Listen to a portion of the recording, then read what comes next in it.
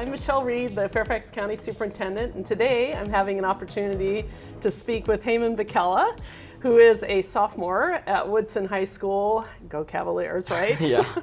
And Heyman was brought to my attention and the entire nation's attention by being named our Time Kid of the Year. So I actually loved the cover and wondered, did you have a role in selecting that, and what does the cover symbolize? Like, what should I see when I look at it? I think from the beginning they were kind of trying to not really explicitly say that this was a cover story, kind of leave it to surprise. Right. And so they said, we wanted to do a quick story. Are you available? We know you're local to Virginia. Yeah. At the time I was in Baltimore, so I said, you guys can come to my lab. Right. And at my the lab, I like that. Well, our lab, and there were a lot of different tools and things that they could gimmick with at the lab. Yeah. One of which was obviously we had a lot of soap that we were testing on. So it would seem. Yeah, and so they said, oh, we have a bunch of different types of soap. We can make a bubble blower out of pipe cleaners. And next thing you know, they had an incredible set with me looking through a bubble, and they somehow captured it in a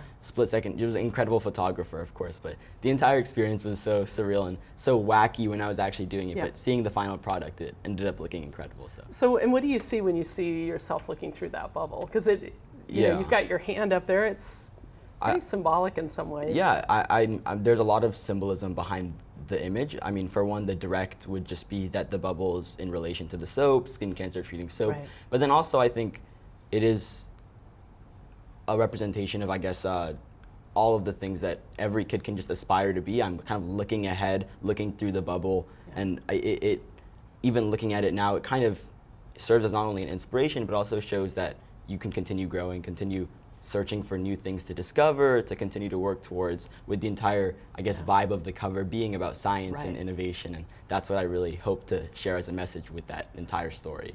Yeah, I just, and who doesn't love science? Yeah, of course. Like, I mean, I just think it's incredible. And I'm so glad to hear you say that curiosity is important, right? Yeah. I think one of the things we don't do is stay curious long enough. Yeah. So when do you first remember, like, being that curious and thinking, I love science?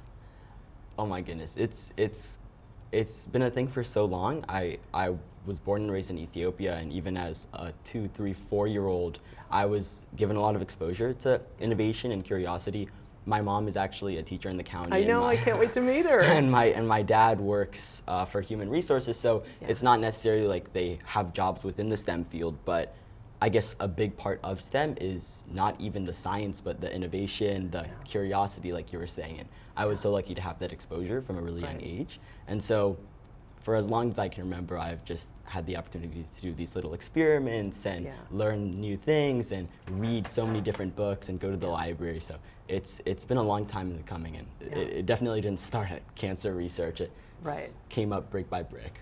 When you say exposure to innovation at 2 and 3 and 4 years old, give me an experience. Share something that you recall that really was meaningful. It's a good question. I would say that maybe as early as I came into the county in kindergarten, and the lessons and the things that I were being taught weren't even necessarily the most scientific in the terms of learning science, as in concrete definitions or concepts, but rather they were always great, and even to this day as a 10th grader, great at showing more like innovation, creativity, letting you choose your path. So whether we were, I don't know, building our own homes using Legos in kindergarten, or now we're doing so many different types of labs in science and bio and chemistry, there's always been this kind of choose your own adventure, but at the same time be innovative, be creative, and just give a great final product. And those experiences are what have kind of shaped my curiosity today. Right. I just am so inspired by you, Heyman, and I really look forward to all that you're going to do, and appreciate you using your superpowers for such good. Well, thank you so much. Thank you. Of course. Thank you so much for having me. You bet.